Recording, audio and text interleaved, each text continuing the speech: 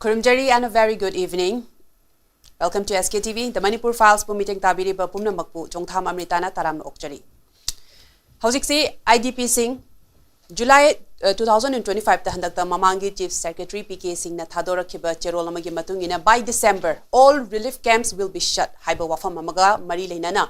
July October and December phase ahum naina IDP the relief camp daleri ba IDP Singh pulma bak mokhogi mayum da hanjanba aduga more kangpok picture chanpur dagi lakpa lanjanaraga lakpa sing sina mokhogi prefabricated housing lising ama muksaraga aduda temporarily resettle tawba haibigi plan ama leki adugi matung da Chief Secretary anoba mungla e hojik PK Koyel mahakna su masigi program je chathaba oina district level and state level committee yam semdana DC ne head taroga district ina aduga state PK Goel masamang na head taroga hojiki IDP Singh mayumda hanjan hanbegi resettlement program asi paikhatli adubo hojik bhawboda thada rakhiba senpham aduga masing kayam hanjan khre haibada yamna mayek singna leite khara amadi khara prefabricated housing da khara dum inkhoga koidana leibasu oi but at the same time bayam amadi relief camp sing degi thora laga adum every single day masida sit in protest na chingba pham laga makhoi mayumda hanjan hanbiu haiba demand se tattana adum lawraga leiri Basiki Chairak Asida Bishnupur District DC na Luching Laga 257 Imung Humpu Mari Muki Mioi IDP Singh Laymaram High School da Changzapam Logza Duna Layramba Makoise Laymaram Waroi Ching da Jani Yankai Tare Makoise Mayum da Hanjan Hankre Aduga Makogi Hanjan Basida su any security reason na Maram Oiraga Hangla Lagasu Makogi I card Piraga Karang some security reason Habatare Masigi I card se Ulaga Makoise do the resettle Tobayana Bagasu Sinbalang Mayama Machatari Masiam Apaba Kongtang Oira Basu Wahangdi by this time December 2025 ki mamang the relief camp loina mag shut tawrani haibasida hausi khadda chani yankai taret hana resettle tawrise kari na maram oiraga thenki bano natragana is it part of the plan natragana masise Bishnupur district ko ina khatang tawribra if 257 out of the 60,000 IDPs say hanjan giba taraga the hojik remaining 59,743 masida su khara deduct taraga khara dum macha resettle tawkib do haraga 59,500 pawa hairasi makhoi mayam sina by which stage and within 23 days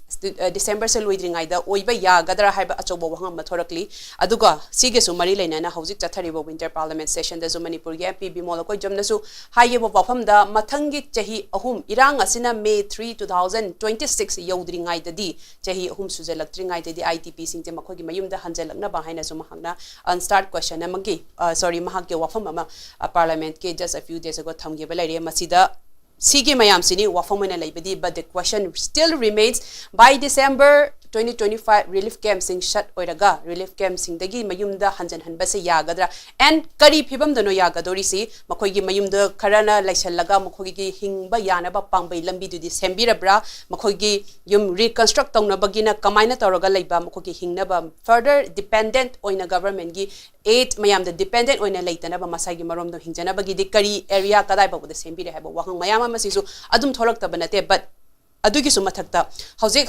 ki on a main issue di mayum da hanjan ba ya da basigi potse laikhraga su bigger question di amuk buffer zone gaina gale de lambi chathok chasin to ba ya da basina amuk kadam kanda tackle to gadori bano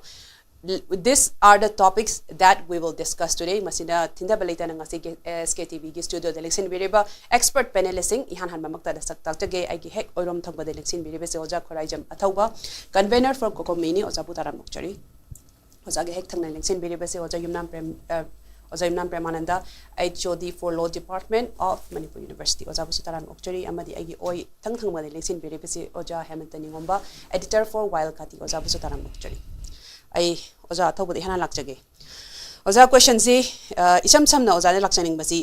by the time December 31st 2025 clock strike tawba matamda will the remaining IDPs mokhaje mayumda hanjan hanbase ngamni na khanbibra feasible oibra natraga na 257 khak hojikta hanjan ba hauri se July dagi phase 9 na hanjalakani na hailaga lakpado kari na maram oiraga asuk yamna thengdakibno adugi manungda na kayam hanjan khare aduga 257 khakta from the 60,000 hauzik khata hanjan bataragadi remaining lising yang khai mapan sigidi karam kanda hanjan gani haiba wahang sini is it feasible ozangi kari wakhan lebi yan han badai koi gi hauzik there is a countdown mayam na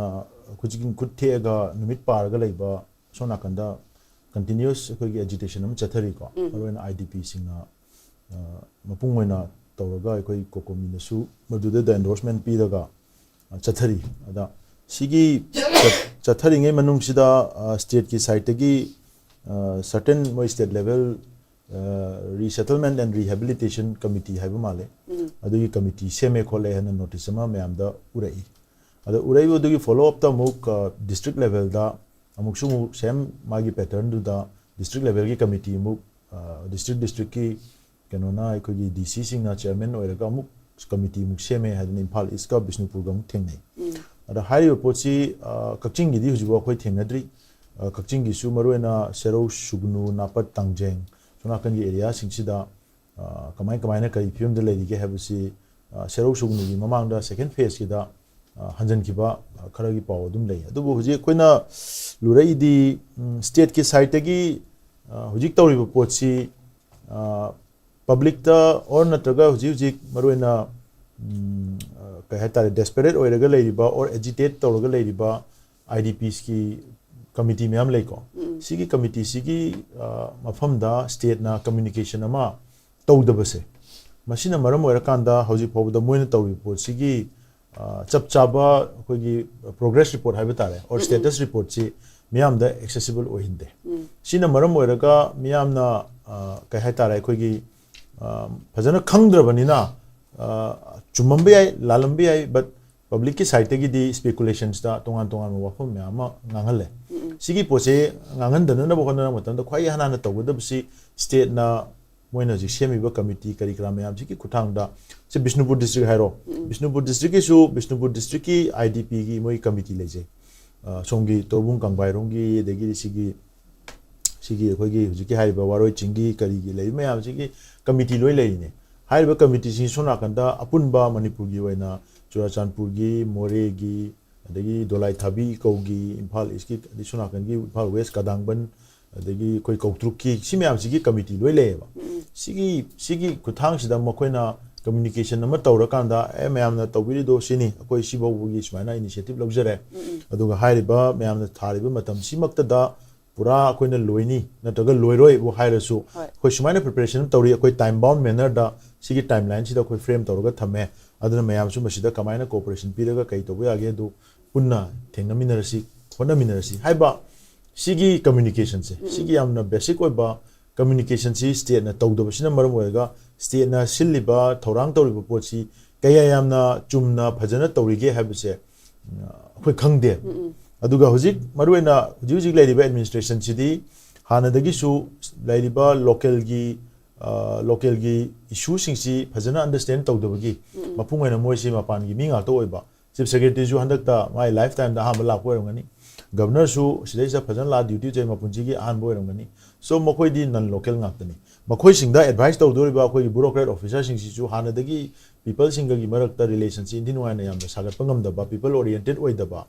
chumna bureaucratic service tu khakta da chum fix tawraga lerakhi bagi miyam ga samna da ba thodu je koi thengkang kya rakta issue kya rakta koi thengna ga lai ado high pochi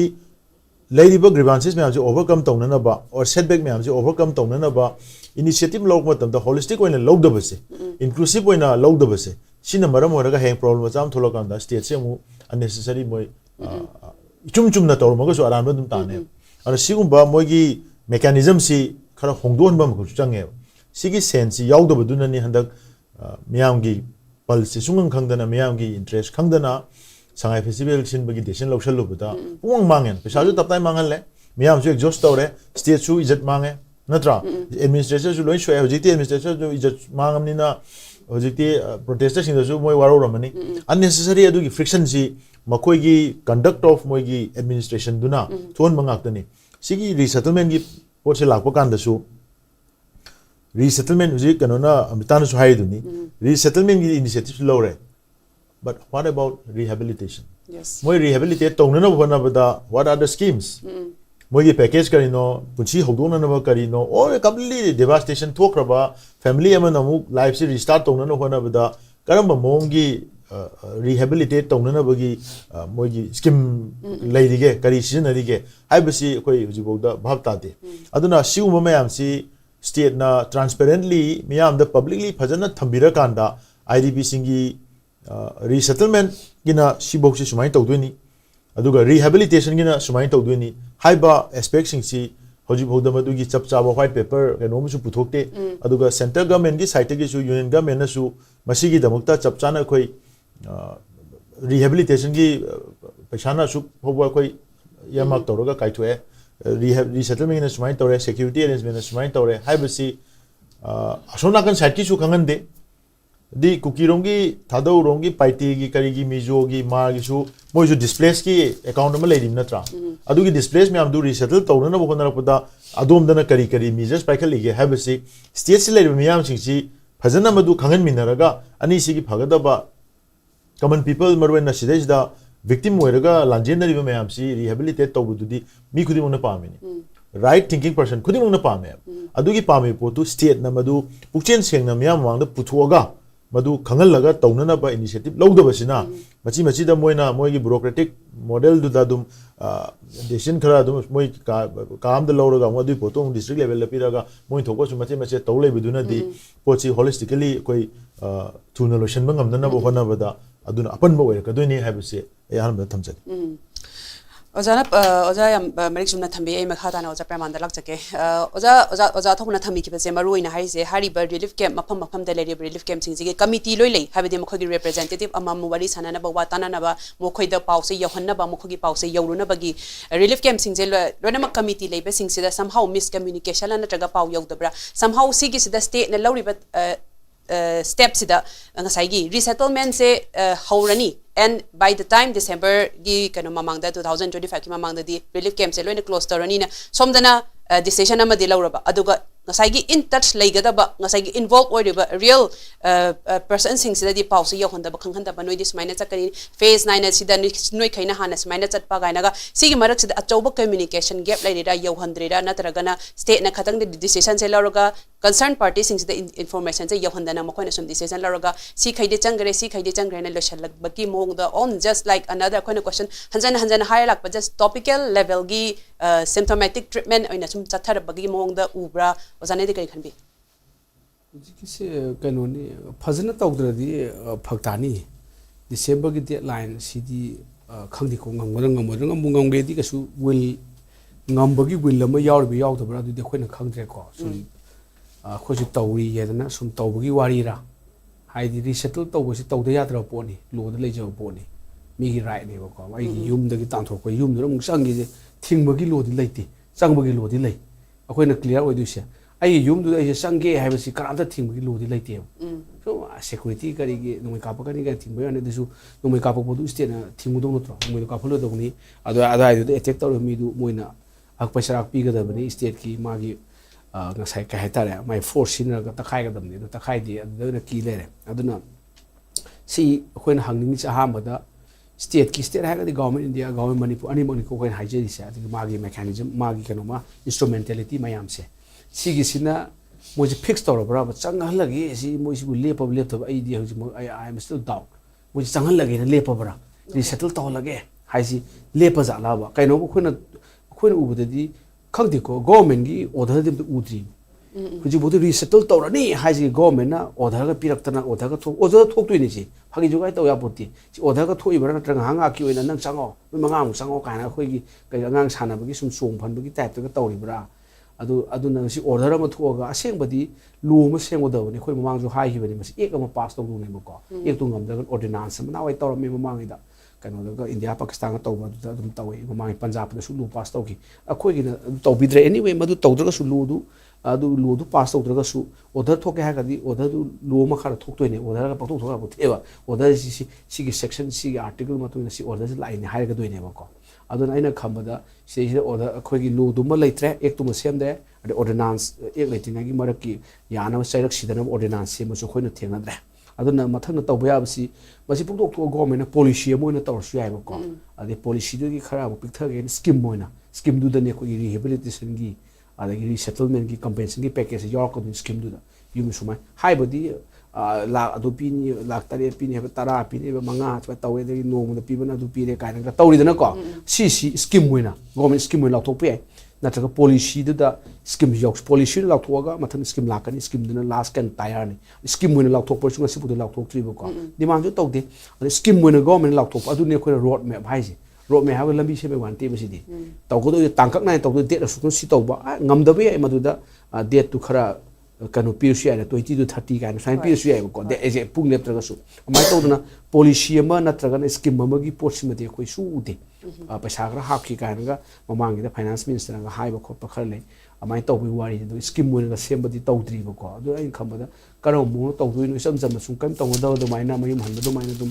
कम तौदुइसु फबा लेद्रो को हाय record कम better मे कम थोकते हाजु याय ए come the displace कम तौगि दि हाकपसु यारे खलेगा कइनो scheme मोन policy ने पुथोक्तबनिना अदा खोइना याकना तहोनिंग सिमसी policy नत्रगन scheme अमति लाथोको चुमरिन खली government अदा होय मकि लाथोकते असेंबदी civil servant असai IS officer के लेरिबा अखोई सेक्रेटरी फमिसिंग से they are accountable to the minister हाइबनी अदा मिनिस्टर लेतबनी they are accountable to the government हदि गवर्निंग काउंसिल गवर्नर accountable ओबा तारे मोसे अदो गवर्नर्स नमु they are accountable to the people ने असेंबदी हौजि सुसी people दे अखोई द मरक से कम्युनिकेशन गैप नते मसी कम्युनिकेशन गैप ओरगदि फै मसी काइमता पाउ पिरो अखोई थोक तौनी गाइन तौरिबा ए बापता दे मसी अखोई the people the in dark द लो थमबसे मसी सुमदे अदगी कोकोमी करे थौ करे सम कन्ना इनिशिएटिव तौरी एना मसी सिविल सोसाइटी को मसी यहंगदौने there should be part of the resettlement साइकी स्कीम मसे पॉलिसी प्लान सिदा सिविल सोसाइटी असोंगसु यावगनी सोंगसु यावगनी को अनि मुखि यहनबम चांगे अदगी इंटरनल डिस्प्लेस पर्सन की मोय कमिटी गा लेइबा खोलि मयाम दसु पुंझलगा कमिटी में सेमबरा ngasai adui potudi state level ki committee ki composition ni yengbadadi adusu yawbadi thenade civil society room su yawgi de aduga kaino su intended person gi moi su yawde koin khabar thengna order du boba adigi district level gi su yawde masi government gi adum leijaba function hojik lai mi sing adum hansu leijaba ngaktani adu sing du sum hapsalaga committee me sembe wani adu su phai su dog togdobu tawbunu phai committee du gi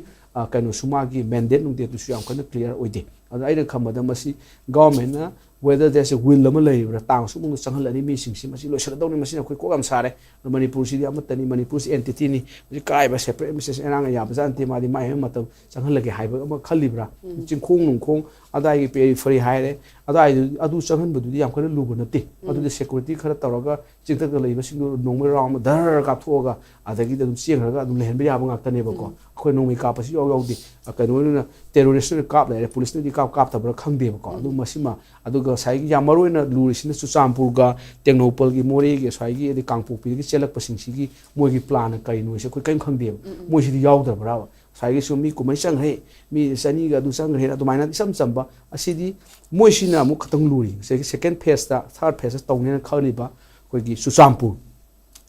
sa maru e di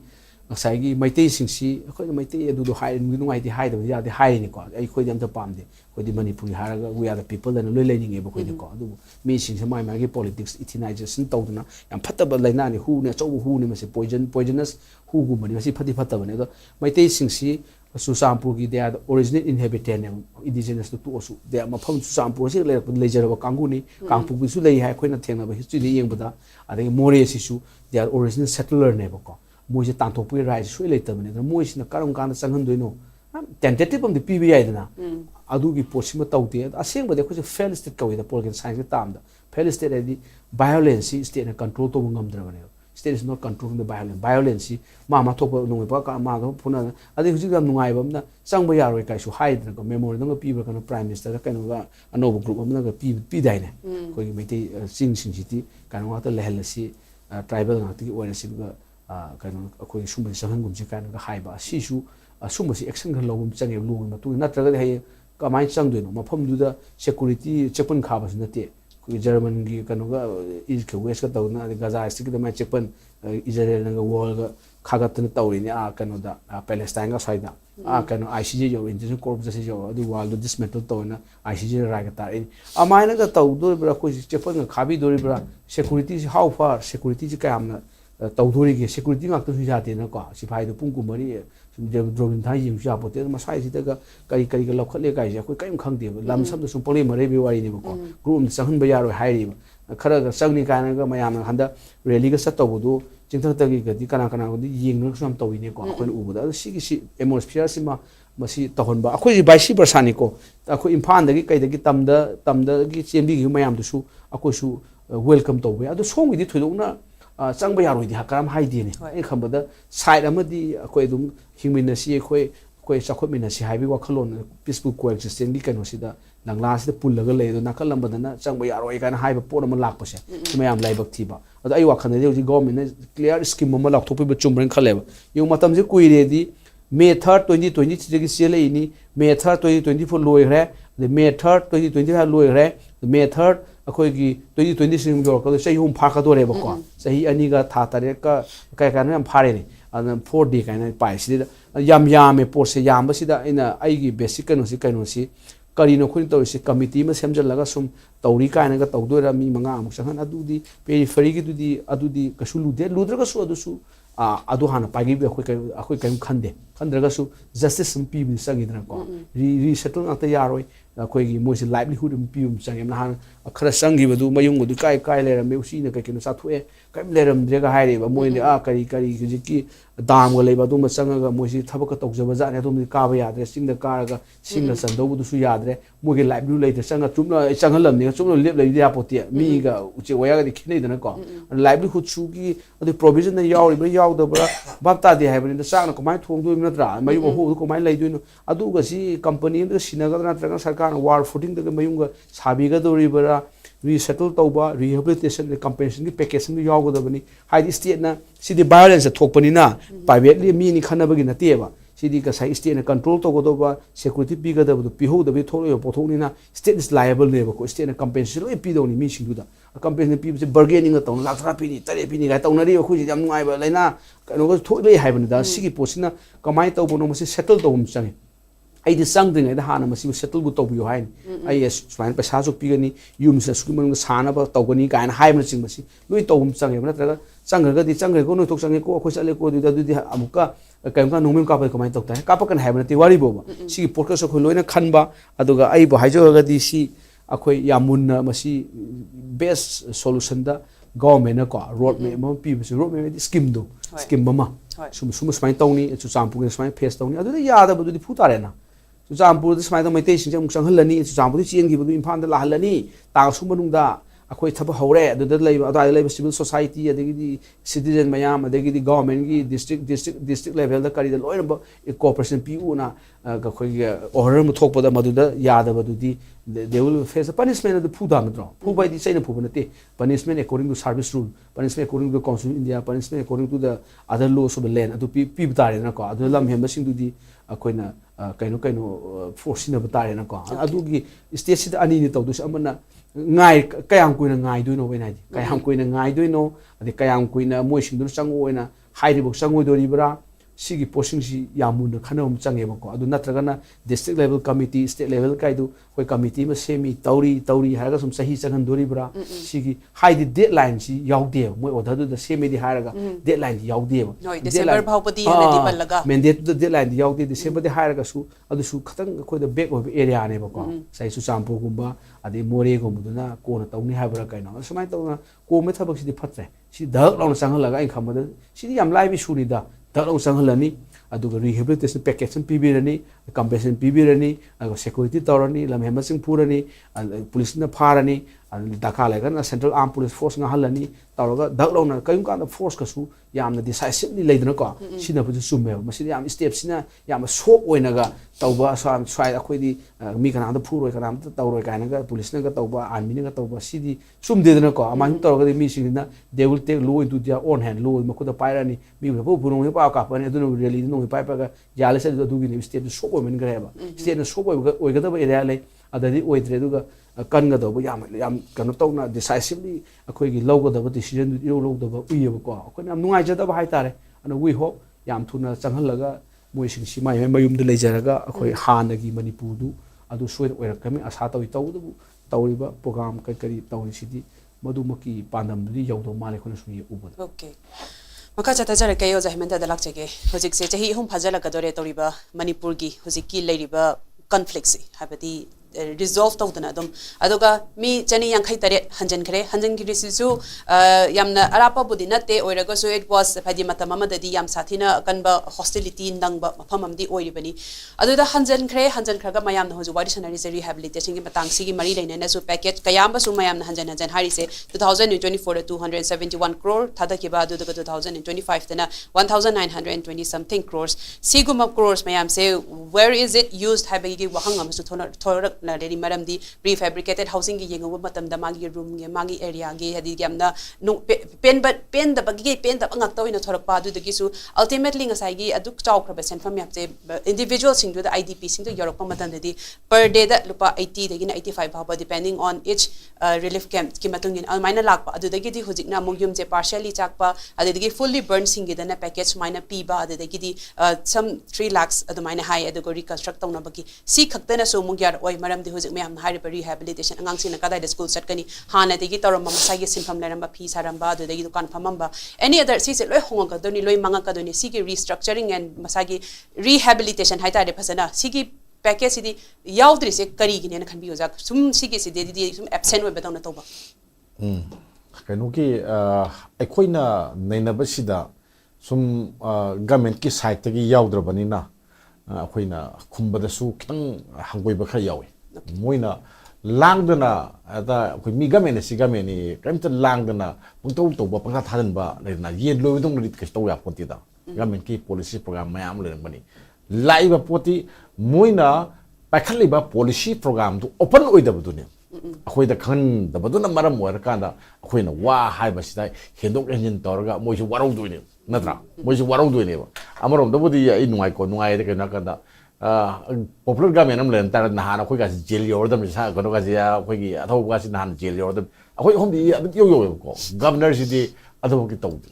taw bi de ko kai na ka da democracy ki posi di sum khra da di adu ma su yam yin bi ba gi mami ma dum tai ko anyway akhoi na hari si leifa ki fana bani miam gi ya fana bani kana ko ba bu defend to bam to leite ko aduna government ki policy mayam le ngani kari policy no hai ba du di akhoi khang di akhoi khangi di IDP singna khara hairak khara tum ne akhoi khangi moin hairak ba adu ke ujik yang asi akhoi ki kanguk ki irang thoki ba lanjina rak pa se sahi kaya sure tha kaya phare nami kya ni phare ha kan da aina sum yeng bada sahi ani ga tha taret ka no marini sure ngasi ko sahi ani ga tha taret no marini sure numit marini sida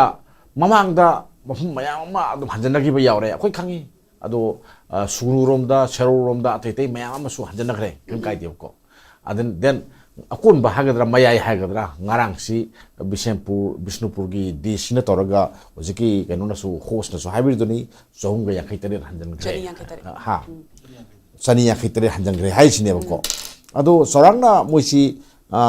yumna hagadra yum hagadra matfu muki oram ne khali ai khanja ba ko aduna hanjan basida moisi kan nunga ngani asate nunga ram ngani moino ko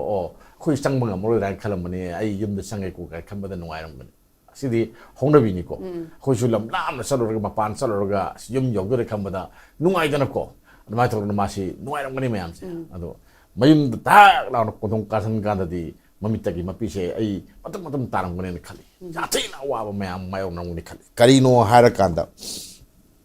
yeng chiko sak thong na ba karai da thong lera moi do ni natra aragi den matam do di khoi sak thong gas natra LPG lera mi hojikti LPG lai ponti pura senya dam na ko LPG lera moi stop lera moi natra aragi di den phamung lera bi ai mai cham bi ai mayum do ko yum chak ta mayam mana kayam yam lai hori natra aragi di moi kai di ising thakani sathok ko ko hojikti akhoi na dum khangi sathok pa ji mana pa ma mong sap yaro sin niom ni se adna param khrada moina kai den kai hok sap ya ga da ge si adum rule adum laigane ba ko masa dum awa ba dum khar khang ta bani sangbai hojik sangbai tang lai ko na moi du expand ta na ba khre na nuai na ba kari laige si ko khan ba ya ba ko aduna ising na thang na ba ising na kai da ge logani iru jana ba ising na kamai tawgani pukri leibra khongbal leibra kamai tawni ha ba pot ma then adagidi electric na kamai taw natra electric na kamai tawri adagidi maru oina toilet sina kamai tawngani mi yongo akhoi sahi ani ga tha taret pu sangraba imung amada toilet kamai to le ngada gam tiyo madu da seng madu da so thabak ama uidoi ni ko adagidi yango yam nungai ti di ngasagi mayum ne na laiboi leitaboi tawre tawbo da jing ka ga na khomjal la khochal ga ada khangal ga ada leina na bo khona bagi shin do khoi su ura abani na nungai tabam yawe ko ado khoi da fawi akhoi thamoi da fawi nungai tabam fawi aduna sila kan sida ngai host na panbir du ni ko angang sing school kaida kan ga dagi hanadi moina karam mise kamai tawre ngasagi primary tanambadu sahi ani makhai wera banina high school da yorokpa natra adai then akhoi nursery tamambaduna class 1 kar khodoiba adu bagi facility adu school singdu ji kayam hange like tamba yari bra then cookie gi area oi bra kamai tong charuk chin to ka dagi ga si aruba awa ba hakta ne hadalle haraga akhoi nekta akhoi nungai ba pen ba yati ko si akhoi neina ga ne ko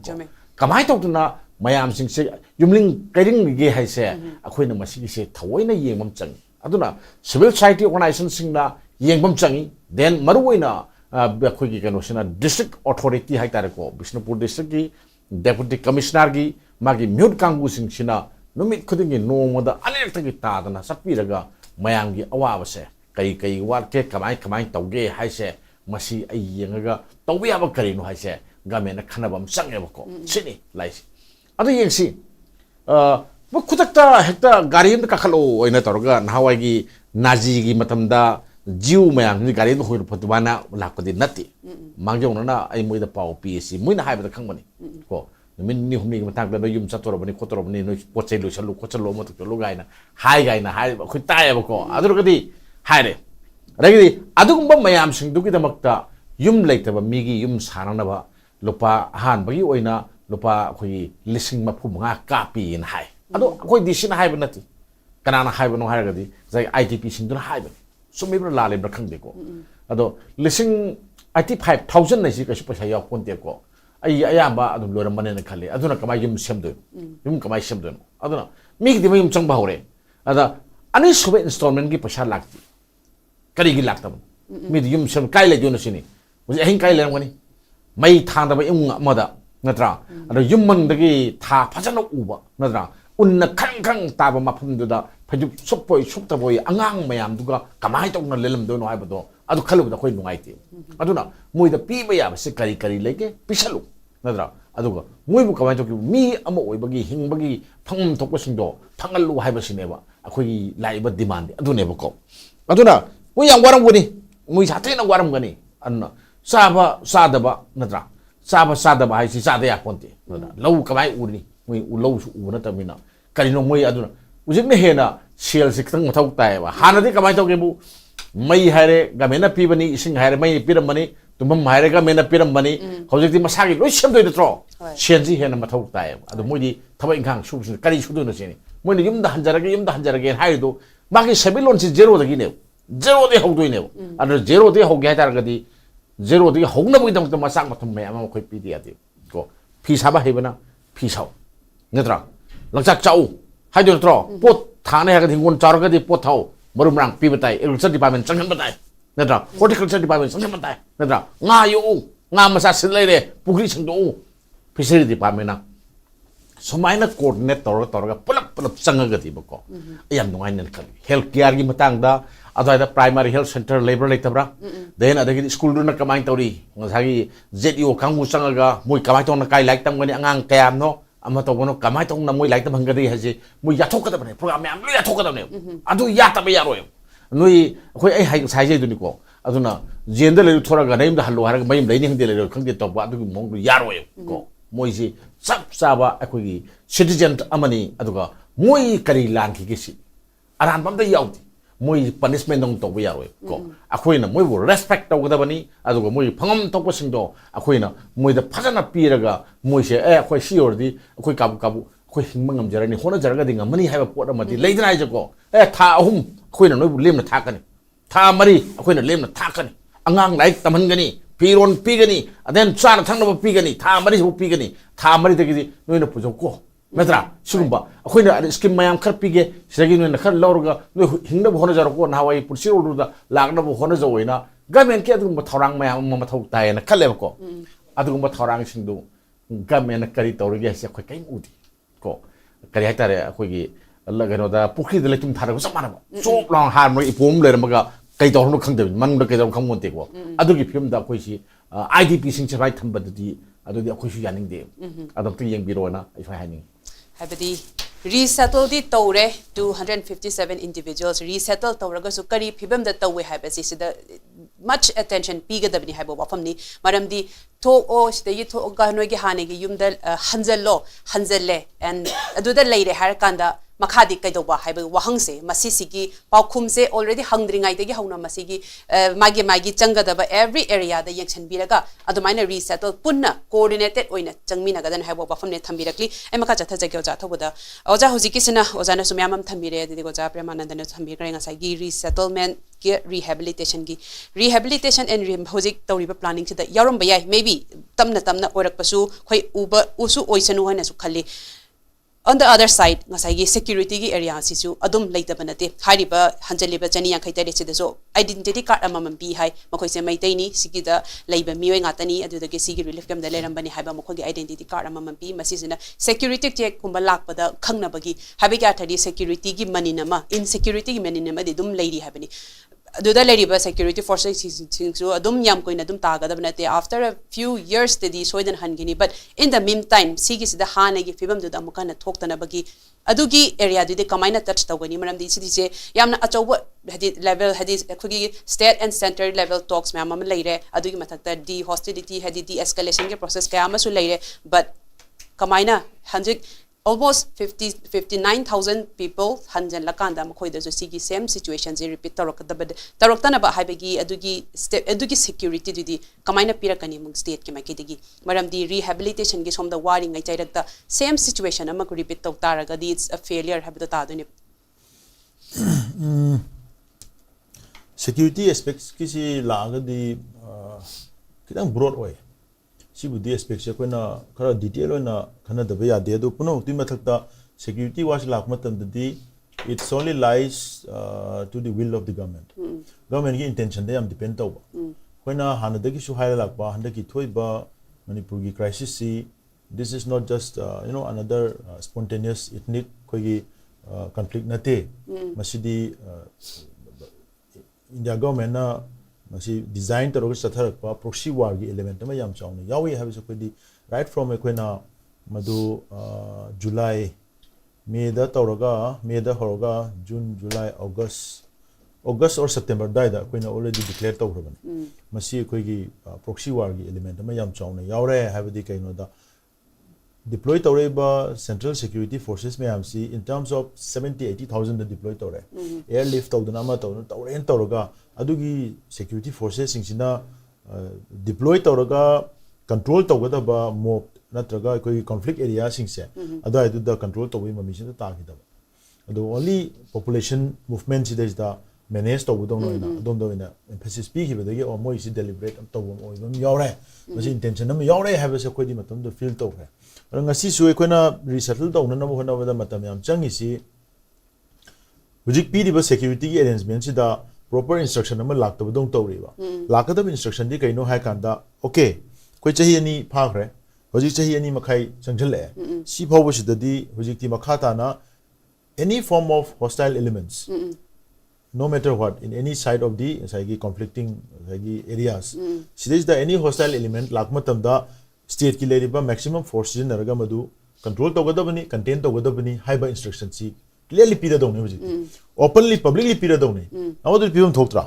adugi direction se hoji bogda government India government ki side ki pide adu tardi mi hat ke na lakadoriba nomai pairaga lakadoriba aki akhang piga doriba any side of the ni sidadi akoi kanglu phuru ki bari natre meitei gi adegi di kuki thado jomi paite mar adu da mizo adu bari kem nate any person hoji lo na yada mong da khulai pairaga civilian population da aki akhang pi dana amu attack toropagi podam lag targadi that should be dealt with the harshest action from the law ko security ki harshest punishment do adu da respond to udam ne adu gi kind of anti terror ꯑꯩꯈꯣꯏꯒꯤ anti terrorist ꯑꯩꯈꯣꯏꯒꯤ ꯀꯦꯝꯄꯦꯟꯁꯦ ꯍꯧꯔꯣ ꯍꯥꯏꯕꯒꯤ ꯗꯤꯔꯦꯛꯇꯤꯞ ꯑꯃ ꯂꯥꯛꯀꯗꯧꯅꯦ ꯃꯗꯨ ꯂꯥꯛꯑꯕ ꯀꯥꯟꯗꯨꯗ ꯍꯧꯖꯤꯛꯀꯤ ꯉꯁꯥꯏꯒꯤ ꯑꯩꯈꯣꯏꯅ ꯁ꯭ꯇꯦꯠꯅ ꯏꯅꯤꯁꯤꯌꯦꯠ ꯇꯧꯔꯤꯕ ꯔꯤꯁꯦꯇꯜ ꯇꯧꯒꯗꯧꯔꯤꯕ ꯑꯦꯔꯤꯌꯥꯁꯤꯡꯁꯦ ꯃꯇꯝꯗꯨꯗ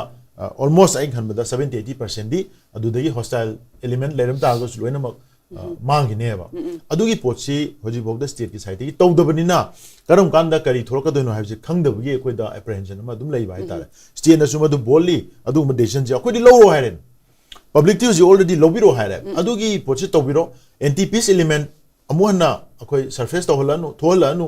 any either side akoi na kai anti peace oi bawa ngange adna help me accountable held our organization accountable ke shukai de akoi da accountability fixed to bi ba other side atopa kangu dagi any community atai dagi su haire adna madu accountability fixed to bi because now matam hele han tawudo moigi political agenda adu agenda loi tawna khre but now it's time to restore peace and normalcy with sense of security adugi potu lagna no honna da mathau tabadu state na tawduna kana tawduno state na tawroi haragan tawroi habi declaration pi tare adu tare akoi jo akoi survival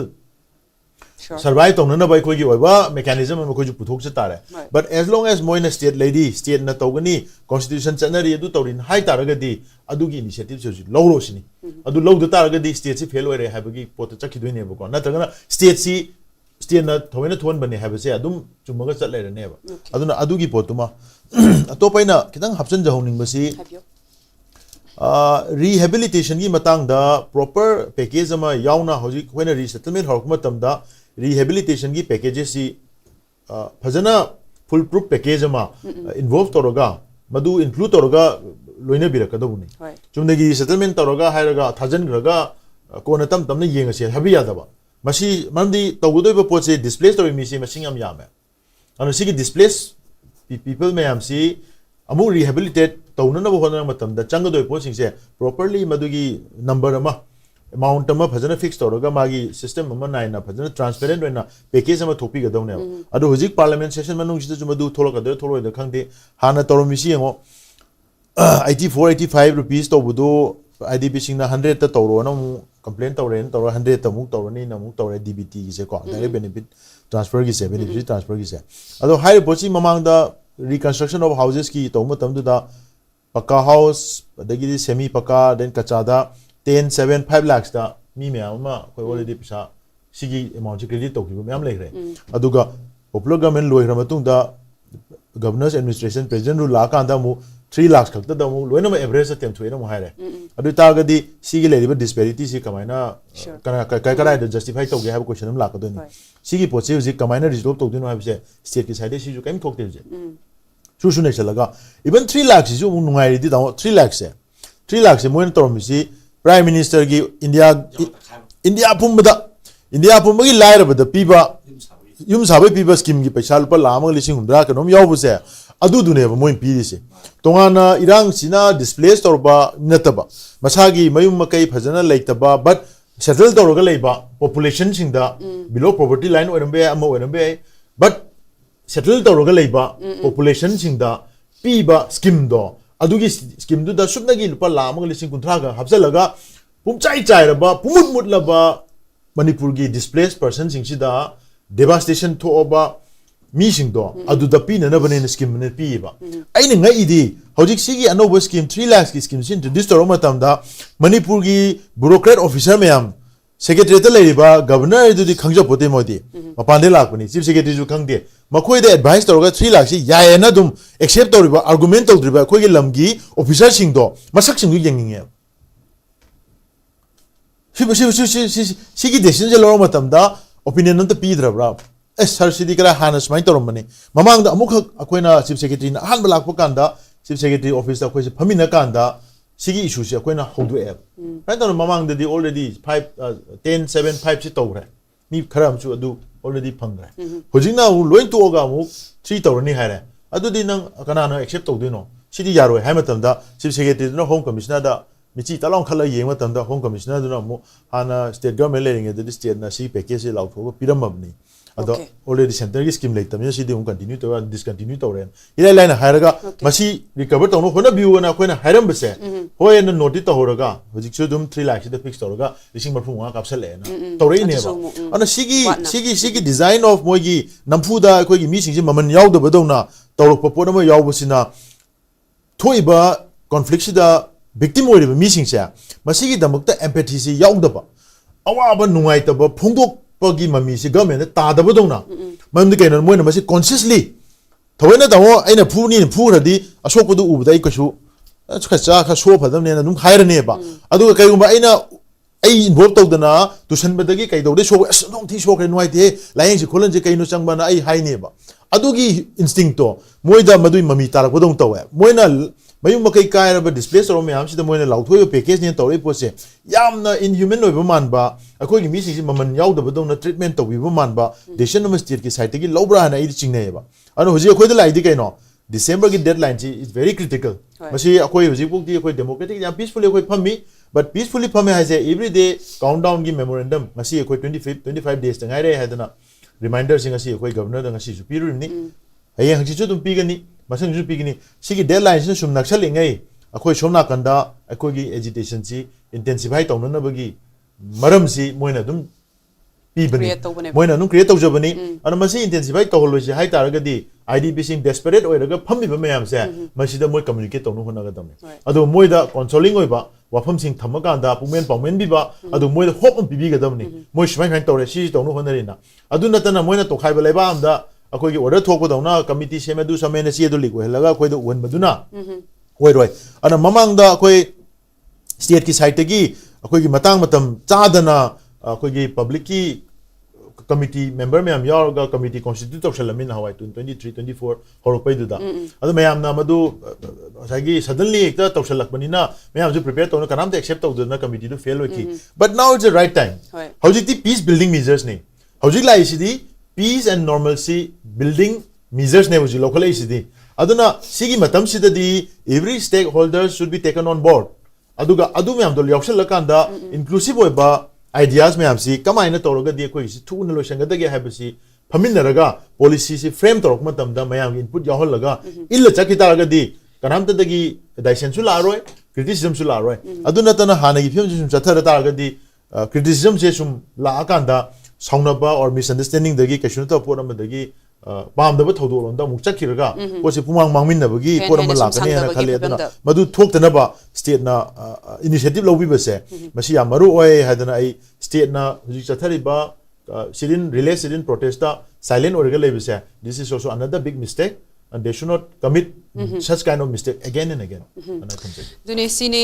yam thuna resolve to ba state ki site ki so will se lei betara ga di some sort of involved to bom changi concerned party maruina hoji ki IDP singi ni maruina maka chatha jar ke IDP singi resettlement gi nga sai ki ojana supan bi kre more de gi chorchanpur de gi kangpok pi de gi moi di lak pa sing sina muk prefabricated housing high sida matam khara thamgani ha bi wafam ma nga sai gi July 2025 ki hane gi chief secretary na thoke bo wafam da yauri but prefabricated housing se khara ubade hena pasana hade pak sanna nga sai gi sigi khai china sida settle tawragani sida relief camp da leiba more de gi lap khai sida tawragani haiba amasu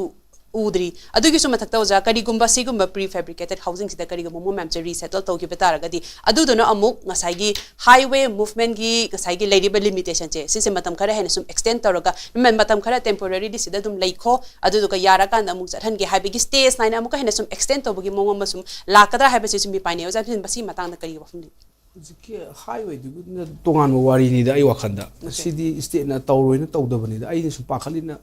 koina su haiba si manung program mo leibra aron program hai tare ko koina bigger conspiracy hai di sum ye nungai tabe wanda sei ahum phaning chit ka rai matan hai ni 2 years ka 7 month 4 days suri si marak sida highway ka report ka se kuchu atha da base si ang po uwe wani da highway ka si kananto thinga puti supreme court na adu highway adu kari ek national highway 1956 ka lady si ba ta si di sure side order tawra khara tawgodaw ni ni si sure side order tawdana adu di highway da robbery tawsi terrorist ni hai section 113 da yaw ni bharatiya nai sani ta gi ade section 15 of the unlawful activity prevention act su yaw ni ba ko si ka sina ba lo di lai lo du tar ga tang kano du trigger du chinga kapthok kapsin kha tawum change ba koi haidi government no maru sing du praja ngak na bu lei ha da lo thugai bu taw action taw ba lo ngak bu taw ya de na du ki posi taw taw da ba kai doi no khang de ni government masi ko gi yamna software ko state se masi di sum da hai tare si mai tor ga di mi sing sin they are taking law du their own hand adu da ni bera lai se i fugal e mi gi yum bai tha ba du ka dai sum du no adu dan di pi ba sang dro how you see last justice ki problem su wa le ba ne ba ko si justice su phang dri ba ni si war crime taw hi mayam the crimes ke humanity taw hi ba genocide taw hi ba si ki su justice sabu su changi ba ne ba ko justice tu di how ji pi ba di the na de ko na taw re si di resettlement gi po ni resettlement su karim ta macha ta na asing ba di lei ne Orissa RR policy na resettlement rehabilitation policy ga lei bu Orissa gi ko adum lei de di ku taw bu taw gi da lai po ni dang sai du athong na ha du kanu sira PM kari awas yojana ga taw du ro adu da kada si yum sa si la bi bi sing du ne mi adu taw adu sumaru adu mo si la bu di la ngak tani ko khoi moi dong la lei jan ti de yum go du SKTV or ATHOUBA TV de ulak pada yum du amata bu lei ti de ti waina khoi na di tribal gi kari yam nuai ti ga na hai ba ai ne tribal de gi he na sok thara ba mi ngak tani ho ji ki singa ta ga lei ba te sing ai di nu nuai ti moi si lai pu na tra ba moi sum hing jeri na sum hing bai wa ni yam nuai ta ba po ni da supreme court na ga di right to life article 21 hai si live with dignity hai ri kada ai dignity no ai nuai thom pu e ko pi ta ge tawe adana khu state ki yam soire ala seng ba di kisan patnaik and state of Orissa 1986 ki case tang li re 1986 ki khoi na ngwe case ni adu da supreme court mi da sara hen ba yati ga hai ni ba ko mo Orissa de famine yam thokpani na Orissa famine court ta se me mo di ko mi sing ji kamai mi ni khar hen khre da mi ho sibu da su dum kano da Bihar da sibu de gi kai road accident da to bu lupa lak ta tra pa pi da pi ni da go India su state da su ako isi da na mi gi moment gi yaw da bai ta re na live si khu gi live tam ni khu lei se da na khu ji se in khan ba da khu ching na re to bi hai ga di prime minister relief fund acho fund nam su lei ni khu prime minister gi khu gi chi minister lei do mai si minister lei tam ni relief fund se ya ro ana de sai gi prime minister su lei jari bu ko mi do sang ni ma wang da adu di kam de income tax kam sang di kam di accountable oi da ni kai tho ji da lai po ni na tra na disaster manage si disaster ni hai ro hai di COVID-19 se masi yawrum de COVID-19 se disaster gi act yawrum da bane disaster management act sida ado ementor ga government law thu ine ko si yawe COVID-19 including amai to na khu disaster or ga di disaster ni law thu pir ga di men disaster ni adu ta ga di district level fund state gi fund national fund lei di ko adu da gi su tum low ya bani crore so rupees ni lei di se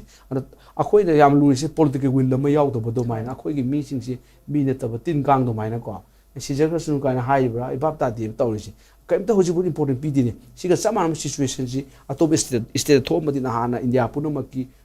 political mileage law law khom du na thab na na thab achom to na kumai ta na na hanjan grani on sigi posi akoi mun khamam change da hoji se khoin to boya ba se akoi na hai ba ya ba se masi scheme na traga policy mo na law thok piu na hai bum change na traga di masi loan thu na to boya po te ba se hai di mi bu resettle to bo rehabilitation to bu executive order macha macha tho ga sum to le bu di adu di ad hoc basis to bu di hayeng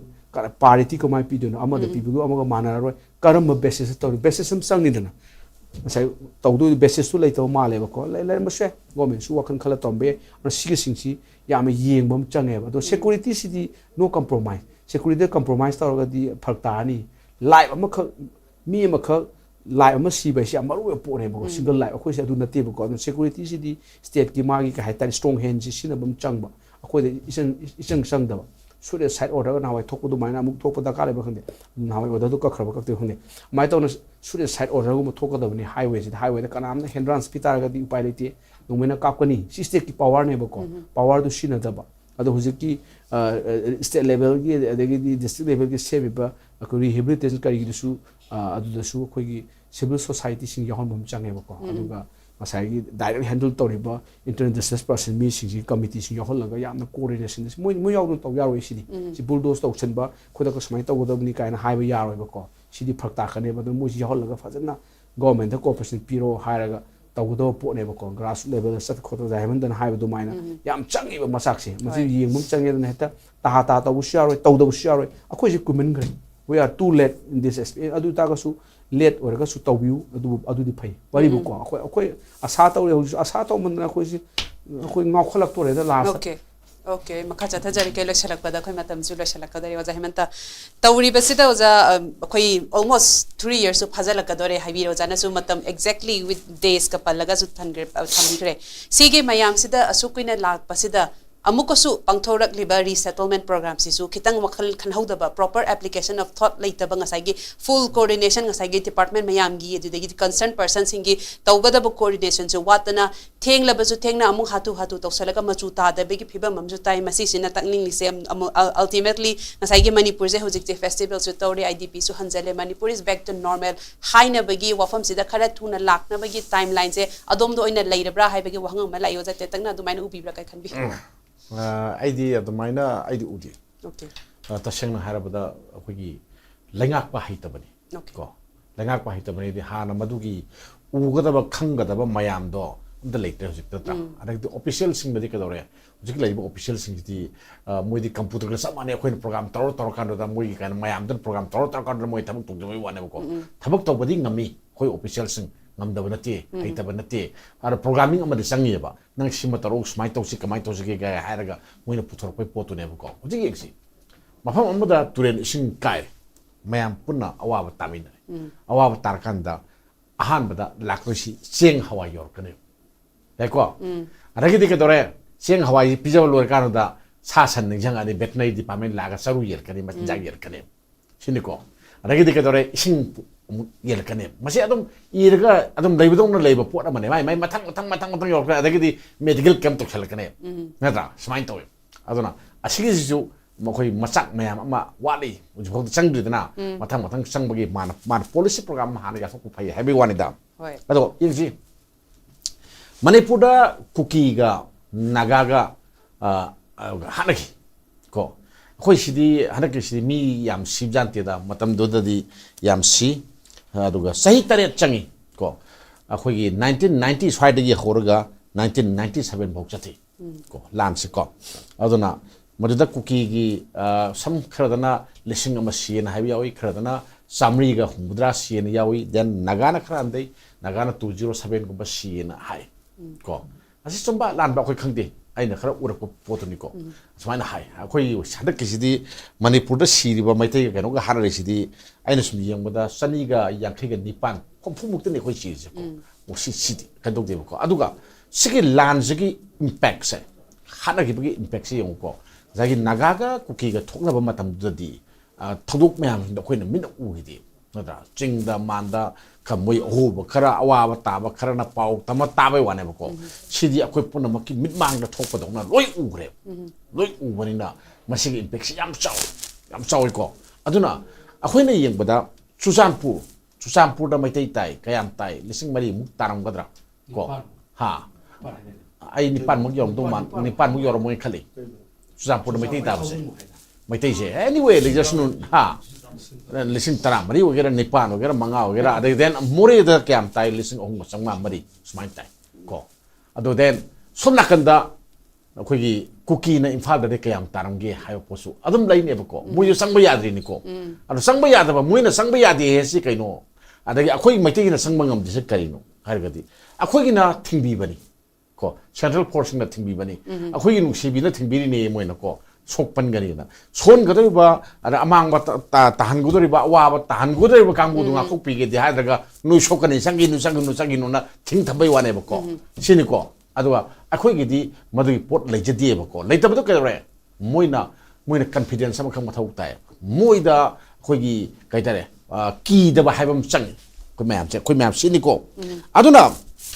sigi khanba matam da akhoi na thajana ba ma chang kuki ga maitai ga thajana ba ma changi thajana ba se central force ka na pibi yaroi ko aduna jai kuki singse tampak ta lakpada kitang nuai ro ko then adagi then maitai singda satpa yagiroi ko se aduna khoji central to ba horpoi wani adagi sahaye duni kuki ga naga gi da sahi tere changi do akhoi adagi hen tejelak pachu yai adagi hen sangdok pachu yai silai ba ko aduna nawai masi matang da munna khangna union home minister na hairami ko asumba irang sidi adum sahi tare ni pan manga changmo jaw tare changmo jawi adum lainin hairdo se khoi loi ma khangmi na yarba pora mani aduga sumaina changni harga khona ba ma yaw daga di sumbatam thangdokane ko silai aduna hoji akhoina yengdo si kari kari thajanaba poragi maitai ga kuki ga kayam unare natra MLA masedi kayam unare sinev ko maitai gi MLA ga kuki gi MLA ga namin naba video wari sanaba sa thamin naba gi photo kayam urge sini adu ngam de du kari gi no hai tar ga adu lektre du kai na kandi moi thamoi du da akhoi kijaba ma yauri moi masede telephone da pau phone ring ngak tani ko call record kan lok thoga yeng adi ba ko loi khangni kana MLA kana na speaker da wari saramge kana MLA kana wari sanak loi khangam ne na ta adu di akhoi na lokhu ya ba na ta bani na adu anyway masai ki hojikti ka dore BJP masel ni haire natra BJP masel ni haire BJP masel lu ngaki akhoi gi hanari ngai jari saungra ban na kegelu tong ni natra hojikti handara ban na and then central government so mui da haire dana nui na taliba union territory do sungpi piro haire natra adum khangba yare mui handok pa yara ban handok mi na yara ban adu gadi akhoi hoji kai akhoi lambi sin naksale ko naksala kanda kamai tong ni ha kanda laikai khulunari ba singse army na bu simbi gera ama bu simbi gera sa ko handana amana ama punna na khona na nuksin handana sangna handana ama to na khatorga thajana bam sangi dana ana mi phata ba khara lae hakanda pau pirakpa mai da pau pirakpa police ta pau piba security force ta pau piba aduma mayam ama uji changi ko sangna ngari banina khara wa kini uji aina yam kana hajani muda zamin na mata tension bigene khoi matam ho yare matam se yar ko aduna atopa lehori ba kangu se asichu thuna sangan biu ko maruena Imphal iski man da leiba ikong mayam ji sang bayar mapung maktani thindaganu kari gi thindarino aduna sum thindar kanda problem sum wer kanena ai swai thamjaki memory chumo wafamni masini ngasigi ngasagi IDP resettlement gi matang sida ngasigi election period clickba speaker sina thambi ke bada resettle khatang na tawraga ngasagi mapung fa banate makhoi bi rehabilitate tawba makhoina leiru gaduri ba makhoi gi mayum du da hena masanda hingjaba yanaba without any hadi crutch ama pairaga chatlamba degi masa mathanda makhong ani na chatpa ngamjana bagi mong da khogi tawriba policy program sembiri ba government sina dugi do yengbire haraga adu degi de concerned party sing dugi makhogi darkar leiba yum kayam shok khare kari fibam da yauna short khare kanagin hena darkar lei haimena chingba health care na chingba civic amenities na chingba mayama ma si yengsalaka pulap chatmina bana khwaidagi chumgani haibage wafam ga loinana ngasagi leiru gadori ba miyoi sing da makhoi assurance bibiba with package with funds and also with some trust building exercise ko manaching makayama pire hairaga reassurance and sigmam sena toroga ngasagi resettlement and rehabilitation se mai pakani matam changjara basu masigi lambi sida chapataraga di makha tariba almost 59000 IDPs mayama mayum hanjan hangadori basisu makhogi mafam da siguma package adu dagi siguma steps mayam se lakhatlaga di hena mapum fagani haba wafum kya thambiri ngasigi Manipur file selling bi ragliba oja khurajam athoba oja yumnam premananda madi oja ningomba pusu amkana thagat perform dokchari thank you very much amadi meeting tabiri bapumna pusu thagat perform dokchari ngasi go ne di Manipur files matang asid rejare this is Chongtham Amrita signing off have a good night